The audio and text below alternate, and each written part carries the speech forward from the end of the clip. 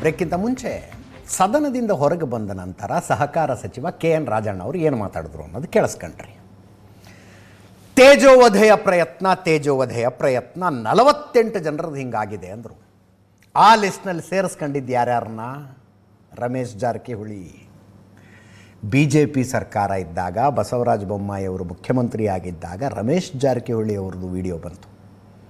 ಅದನ್ನು ತೇಜೋವಧೆಗೊಂಡ 48 ಜನರ ಲಿಸ್ಟ್ನಲ್ಲಿ KN ರಾಜಣ್ಣ ಸೇರಿಸ್ಕೊಂಡ್ರು. ಪ್ರಜ್ವಲ್ ರೇವಣ್ಣ ಪ್ರಕರಣವನ್ನು ಸೇರಿಸ್ಕೊಂಡ್ರು. ಸದನದ ಒಳಗೆ ಮಾತಾಡುವಾಗ ರೇವಣ್ಣ ಅವರ ವಿಷಯದಲ್ಲಿ ಕುಟುಂಬವನ್ನು ತರಲಾಯಿತು ಅನ್ನೋ ಥರ ಮಾತಾಡ್ತಾರೆ. ಪಾಪ ಅನ್ನೋ ಶಬ್ದ ಬಳಸ್ತಾರೆ ಅವರು. ನೋಡಿ, ಇಷ್ಟು ಏನು ಚರ್ಚೆ ಆಗ್ತಿದೆಯಲ್ಲ, ಇದಕ್ಕೆ ಕಾಂಗ್ರೆಸ್ನ ಒಳ ರಾಜಕಾರಣ ಬಣ ಬಡಿದಾಟದ ಡೀಪ್ ಕನೆಕ್ಷನ್ಸ್ ಇದ್ದಾವೆ.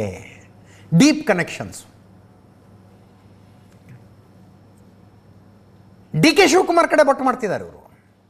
DK ಶಿವಕುಮಾರ್ ಕಂಪ್ಲೇಂಟ್ ಕೊಡಲಿ, ತನಿಖೆ ಆಗಬೇಕು, ಗಂಭೀರವಾಗಿ ತನಿಖೆ ಆಗಬೇಕು ಅಂತಾರೆ. ಅವರು ಮತ್ತು ಇತರರು ಮಾತಾಡಿದ್ದು. KN ರಾಜಣ್ಣ ಅವರ ಹನಿ ಟ್ರ್ಯಾಪ್ ಪ್ರಯತ್ನ ನಡೆದಿದ್ದನ್ನು ಸತೀಶ್ ಜಾರಕಿಹೊಳಿ ಅವರು ಕನ್ಫರ್ಮ್ ಮಾಡ್ತಾರೆ. ಕೇಳಿಸ್ಕೊಳ್ಳಿ ಒಮ್ಮೆ. ಹೌದು, ಮಾಡಲಾಗಿದೆ. 2 ಸಲ ಅಟೆಂಪ್ಟ್ ಮಾಡಿದ್ದಾರೆ, 2 ಟೈಮ್ಸು. ಸೊ ಅದು ಸಕ್ಸಸ್ ಆಗಿಲ್ಲ. ಈ ಥರ ಕರ್ನಾಟಕದಲ್ಲಿ ಹನಿ ಟ್ರ್ಯಾಪ್ ಆಗೋದು ಮೊದಲನೇದಲ್ಲ, ಅವಶ್ಯಕತೆ ಇಲ್ಲ. ಆದರೂ ಕೂಡ ಕೆಲವರು ಅದನ್ನೇ ಬಂಡವಾಳಾಗಿ ಮಾಡ್ತಿದ್ದಾರೆ. ಅದಕ್ಕೆ ಕಡಿವಾಣ ಬೀಳಬೇಕು. ನಾವು ಕೂಡ ಸಂಬಂಧಪಟ್ಟ ಸಚಿವರುಗಳಿದ್ದೀವಿ, ಅದು ದೂರು ಕೊಡ್ಲಿಕ್ಕೆ ಹೇಳಿದ್ದೀವಿ. ಸೊ ದೂರು ಕೊಟ್ಟರೆ ಅದಕ್ಕೆ ಪೊಲೀಸರು ಕೂಡ ಇನ್ವೆಸ್ಟ್ ಮಾಡಲಿಕ್ಕೆ ಅನುಕೂಲ. ನಾವು ಬರೀ ನಮ್ಮವರಷ್ಟೇ ಅಲ್ಲ, ಎಲ್ಲರೂ ಇದ್ದಾರೆ. ಎಲ್ಲ ಪಕ್ಷದವರು ಇದರಲ್ಲಿ ಹನಿ ಟ್ರ್ಯಾಪ್ ಒಳಗಾದವರು ಇದ್ದಾರೆ. ಹಿಂದಿನ ಸರ್ಕಾರದಲ್ಲಿ ಆಗಿದ್ದಾರೆ, ಅವ್ರ ಹೆಸರು ಕೇಳಿ ಬಂದಿತ್ತು. ಈಗ ನಮ್ಮವ್ರದ್ದು ಕೇಳಿ ಬರ್ತಾ ಇದೆ. ಮುಂದೆ ಮತ್ತೆ ಯಾರು ಕೇಳೋ ಆಶ್ಚರ್ಯ ಪಡಬೇಕಾಗಿಲ್ಲ. ಪೊಲೀಸ್ ಸ್ಟೇಷನ್ ಕಂಪ್ಲೇಂಟ್ ಕೊಡಿ. ಫಸ್ಟ್ ಯಾರು ಇದ್ರೆ ಪೊಲೀಸ್ ಸ್ಟೇಷನ್ಗೆ ಕಂಪ್ಲೇಂಟ್ ಬರೆದು ಕೊಡಲಿ.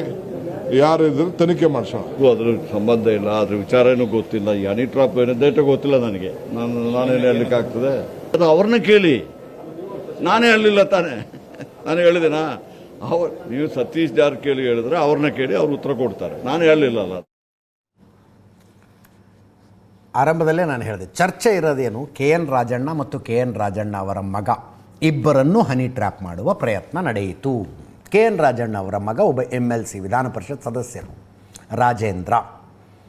ಅವರು ಏಷ್ಯಾನೆಟ್ ಸುವರ್ಣ ನ್ಯೂಸ್ ಜೊತೆ ಮಾತಾಡಿದ್ರು. ಅವ್ರು ಹೇಳ್ತಾರೆ 6 ತಿಂಗಳಿಂದ ಫೋನ್ ಬರ್ತಾ ಇದ್ದಾವೆ, ಹನಿ ಟ್ರ್ಯಾಪಿನ ಫೋನ್ಗಳು 6 ತಿಂಗಳಿಂದ ಬರ್ತಾ ಇದ್ದಾವೆ. ನಾವು ರಿಸೀವ್ ಮಾಡಿದ್ರೆ ತಾನೇ ಹನಿ ಟ್ರ್ಯಾಪ್ ಆಗೋದು. ನಾವು ಎಚ್ಚರಿಕೆಯಲ್ಲಿ ಇರ್ತೀವಿ ಅಂತ. ನಮ್ಮ ಬುದ್ಧಿ ನಮ್ಮ ಕೈಲಿದೆ ಅಂದರು. ಕೇಳಿಸ್ಕೊಳ್ಳಿ. ನೋಡಿ, ಇದು ನಡೀತಾನೆ ಇದೆ. ಇದು ಕಳೆದ 6 ತಿಂಗಳಿಂದ ನಡೀತಾ ಇರುವಂತದ್ದು. ಸರಿಗಳು ನನಗಂತೂ ಡೈಲಿ ಬರ್ತಾನೆ.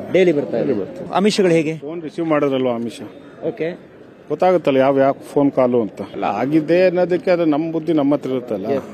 ಸೊ ಅದರಿಂದ ಫೋನ್ಸ್ ಕಾಲ್ ಬರ್ತಿದೆ ಅಂತ ಹೇಳಿದೀವಿ ಬಿಟ್ರೆ ಹನಿ ಟ್ರ್ಯಾಪ್ ಆಗಿದೆ ಅಂತ ಹೇಳಿ ಹನಿ ಟ್ರ್ಯಾಪ್ ಮಾಡೋದಕ್ಕೆ ಪ್ರಯತ್ನ ಮಾಡ್ತಾ ಇದ್ದಾರೆ. ಲಿಖಿತ ದೂರನ್ನ ಕೊಡ್ತೀನಿ ಅಂತ ಹೇಳಿದ್ದಾರೆ ತಂದೆಯವರು. ಅದೇ ನಾನು ಅದನ್ನ ಗೃಹ ಸಚಿವರು ಮತ್ತು ತಂದೆಯವ್ರ ಹತ್ರ ಮಾತಾಡಿ ನೀವು ಕೊಡ್ತೀರಾ? ನಾನು ಕೊಡ್ತೀನಿ ಸರ್. ಈಗ ಹೈಕಮಾಂಡ್ ದೆಹಲಿಗೆ ಅವರು ಹೋಗಿ ಭೇಟಿ ಮಾಡಿ ಸೆಷನ್ ಆದ್ಮೇಲೆ ಭೇಟಿ ಆಗ್ತೀನಿ. ಸೋನಿಯಾ ಗಾಂಧಿ ಅವರು, ರಾಹುಲ್ ಗಾಂಧಿ ಭೇಟಿ ಆಗ್ತೀನಿ. ಅವ್ರಿಗೇನೋ ಅಲ್ಲಿ ಸರ್ಕಾರಿ ಕ್ವಾರ್ಟರ್ಸ್ಗೆ ಹೋಗಿದ್ದಾರೆ ಅಂತ ಮಾಹಿತಿ ಇದೆ. ಇದನ್ನೆಲ್ಲ ಪಬ್ಲಿಕ್ ವಿಸಿಟರ್ಸ್ ಹೋಗ್ತಾರಲ್ಲ, ಸೊ ಹೋದಂತ ಸಂದರ್ಭದಲ್ಲಿ ಬಂದಿದ್ದಾರೆ ಅಂತ ಮಾತಿರೋ. ಮಾತು ಒಂದು 2 ತಿಂಗಳು, 1.5 ತಿಂಗಳು, 2 ತಿಂಗಳು. ಅವತ್ತೇ ನಿಮ್ಮ ತಂದೆಯವರು ಹೇಳಿದ್ರ ಈ ತರ ಮಾಡ್ತಾ ಇದಾರೆ ಅಂತ ಹೇಳಿ? ಪಬ್ಲಿಕ್ ಬಂದಾಗ ಯಾರು ಲೇಡೀಸ್ ಬರ್ತಾರೆ, ಜೆಂಟ್ಸ್ ಇರ್ತಾರೆ. ಸೊ ಬಂದಂತ ಸಂದರ್ಭದಲ್ಲಿ ಮಾತಾಡ್ತಾರೆ. ಮಾತಾಡಿದಾಗ ಅವ್ರಿಗೇನು ಅದು ಗಮನಕ್ಕೆ ಬಂದಿಲ್ಲ ಈ ತರ ವಿಚಾರ ಅಂತ. ಬಟ್ ಯಾವಾಗ ಅದು ಒಂದು 2-3 ಸತಿ ಅವ್ರಿಗೆ ಪ್ರಯತ್ನ ಆಯ್ತು, ಆಮೇಲೆ ಅವ್ರು ಅದ್ರ ಬಗ್ಗೆ ಎಚ್ಚೆತ್ಕೊಂಡು 6 ತಿಂಗಳಿಂದ ಬರ್ತಾ ಇದೆ. ಯಾವ ವಿರೋಧಿಗಳು ಅಂತ ನಾನು ಹೇಳಕ್ ಹೋಗೋದಿಲ್ಲಪ್ಪ. ನನ್ನ ಮೇಲೆ ಆಗುತ್ತೋ, ತಂದೆಯವ್ರ ಮೇಲೆ ಆಗುತ್ತೋ, ಇನ್ನೊಬ್ರ ಮೇಲೆ ಆಗುತ್ತೋ ಬೇಡ. ಬಟ್ ಆಗುವಂತದ್ದು ಇದು ತಪ್ಪಿದೆ.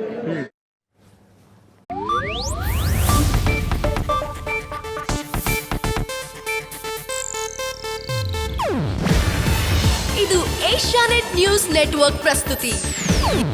ನೀವು ನೋಡ್ತಿದ್ದೀರಾ ಏಷ್ಯಾನೆಟ್ ಸುವರ್ಣ ನ್ಯೂಸ್.